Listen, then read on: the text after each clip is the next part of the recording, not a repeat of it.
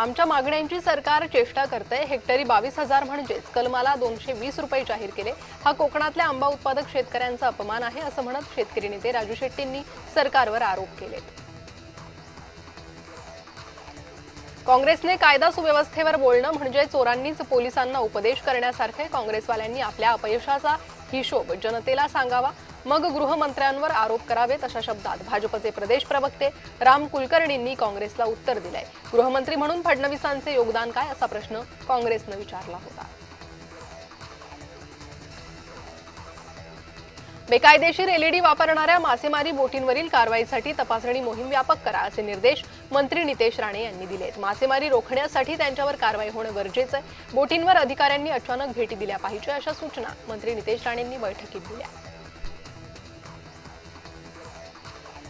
Online delivery boy आणि प्रवासी वाहतूक करणाऱ्या चालकांची पडताळणी आता अनिवार्य होणार आहे। ग्राहकांना सुरक्षित आणि निर्दोष सेवा मिळावी यासाठी कामगार आणि गृह विभागानं संयुक्तपणे सर्वसमावेशक आराखडा तयार करावा असे निर्देश कामगार मंत्री ॲडव्होकेट आकाश फुंडकर यांनी दिले। त्यांनी निर्देश दिले।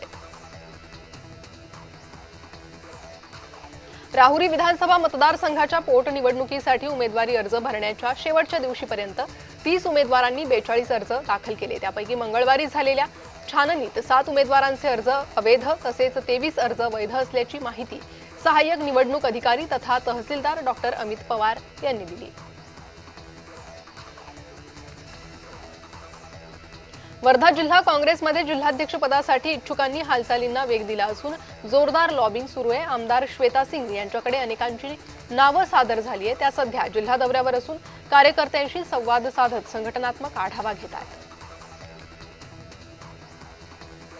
नागपूर शहर काँग्रेसमध्ये 12 वर्षांनंतर नेतृत्व बदलाचे संकेत मिळत आहेत। विद्यमान अध्यक्ष विकास ठाकरे पद सोडण्याच्या तयारीत आहे। आपल्या गटातील नेत्यालाच अध्यक्षपद मिळावं यासाठी प्रयत्न सुरू आहेत। गिरीश पांडव, विशाल मुत्तेमवार, अतुल कोटेचा, प्रशांत धवड यांची नावं चर्चेत आहेत।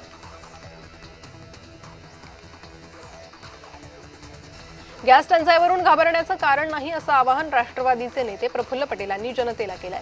परिस्थितीचा फायदा घेऊन जर कोणी गॅसचा काळा बाजार करत असेल तर प्रशासन कारवाई करेल असं आश्वासनही त्यांनी दिलंय। समरजित घाटगे यांचा आज भाजपमध्ये प्रवेश झालाय। रवींद्र चव्हाण, चंद्रकांत पाटील यांच्या उपस्थितीत पक्षप्रवेश झालाय। विधान परिषदेच्या निवडणुकीच्या दरम्यान शरद पवार गटात प्रवेश केला होता।